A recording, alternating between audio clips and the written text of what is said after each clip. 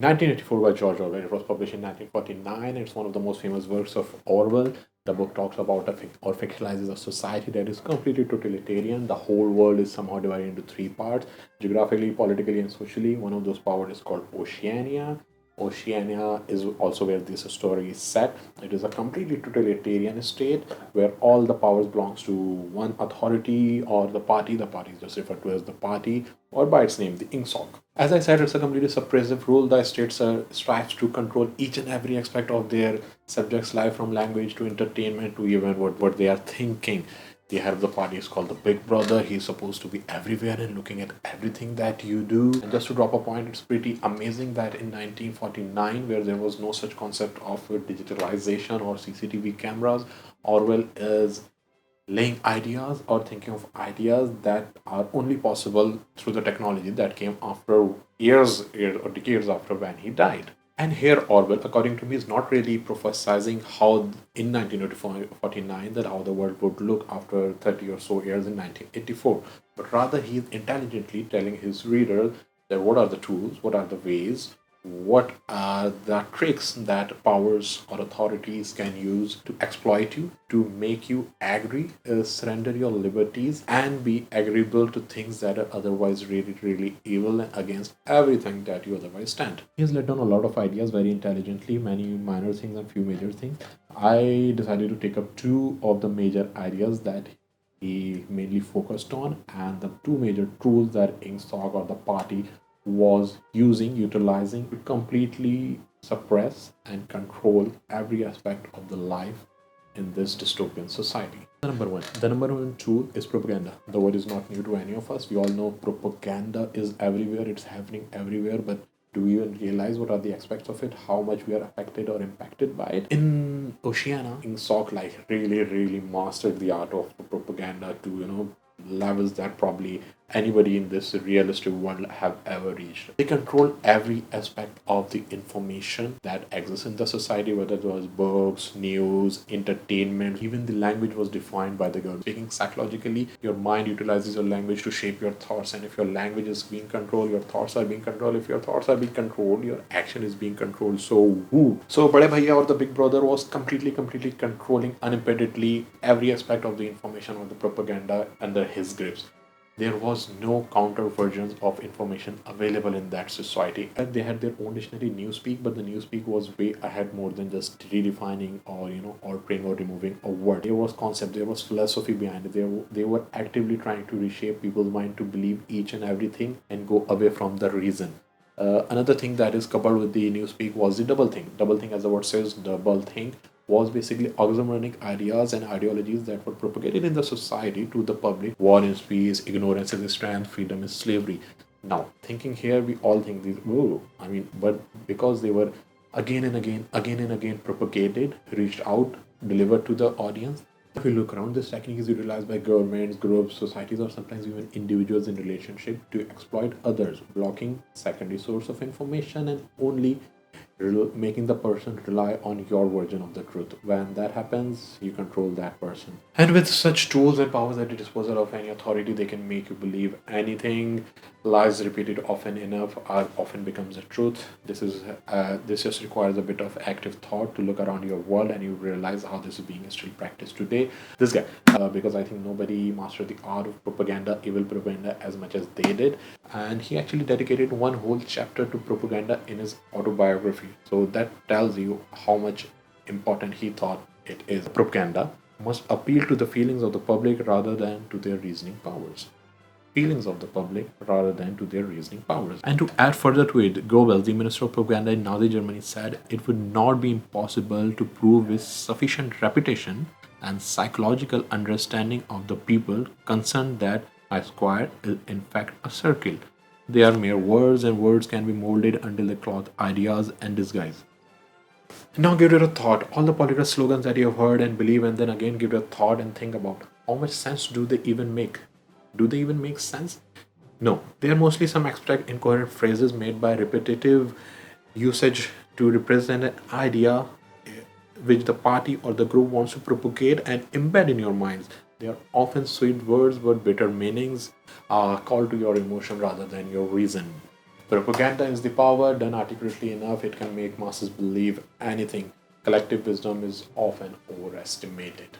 As a famous philosopher Karl Marx said, I mean, not that guy, another guy, but famous, very good philosopher, socio-political thinker, said, sees the means of propaganda as whoever defines the influx of information controls all those who depend over it, namely everyone. Hierarchies, groups, and belonging. This is what our society is made of. The us and them is basically how your group, the in group, interacts with the other group, the outer group. Now, what constitutes a group is a very vast and complex topic that involves genetics and psychology, so I cannot cover it here, but just to explain, group identities can be fluid, and in some contexts they can be strict. Your genetic group identity is of course strict, you cannot change it, but otherwise your political, religious, and socio-political group identities can be changed. Your group identities based on your religion might be different than the ones that those are based on your race or political views. Sometimes they can be conflicting, sometimes they can be complementing, and sometimes they can be overlapping also. Not having a clear group identity, or at worst not at all having one, this is what actually leads to having an identity crisis. The root of identity crisis is just not knowing where do you belong. Now, us versus them is very much genetic also, because they are required for your survival through your socio-evolutionary perspective. But other than them, the political version of us and them is often shaped by your surrounding, your parents or whoever brought you up. However, there are few or many who also jump to the fence and go on explore other identities. Now, the interesting part of us and them, it's not always used to suppress them, but is equally used to suppress us. The proclus mindset that we are always in competition to our competitors who are them, we have to beat them, we have to be better than them, or else they will overrun us, they will kill us. This is how the power-ups fool those who are down. They always keep them in constant fear of them. If you don't support us, they will come and they will kill you, they will destroy your culture, they will destroy your families, and in return those below, of course, they don't have a choice, or they think they do not have a choice, and they are ready to give their liberties.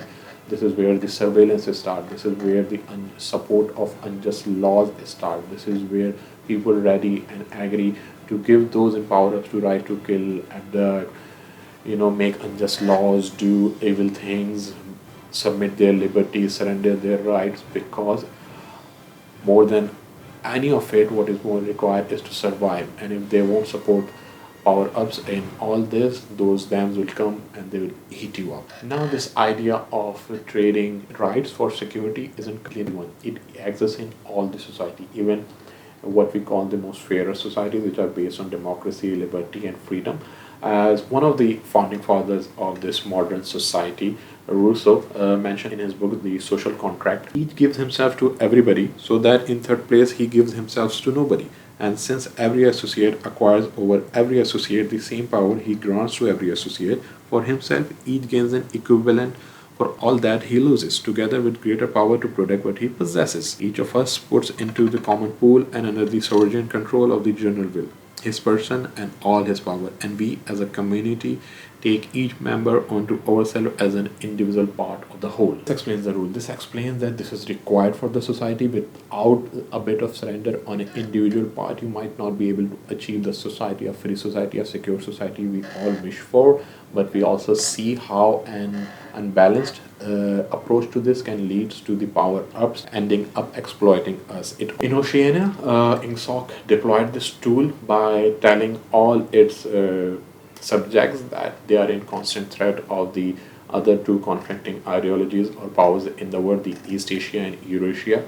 And if the subjects do not support the oceanic power or the INGSOC, these two powers will come, and because they hate us, they are uncivilized people, they are so different from us, they are uncultured. All these socio-negative terms are often associated with them, and hence a lot of people, the general public in Oceania, was willingly surrendering all these powers to the power-ups, which were the INGSOC or the Big Brother. Now, bifurcating groups by us and them ideologies is not very difficult as it might look. You just need to find the end of a thread, and then you can build on it, and then you can achieve greater things from these small starts. Consider all of the humanity as the Earth, the globe Earth, and these different globes as different tectonic plates. Often, the differences between them are hidden, and nobody notices it, and we seem to believe that they are all one, but we all know how these innate differences, when they are activated, what disasters can they brought on everyone. Belonging is the Achilles heels of the human, as an individual or as a society.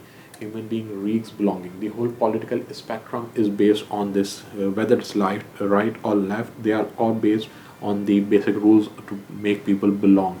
There's a strong urge, the evolutionary urge inside everybody, for them to have an identity, for them to know from where do they belong.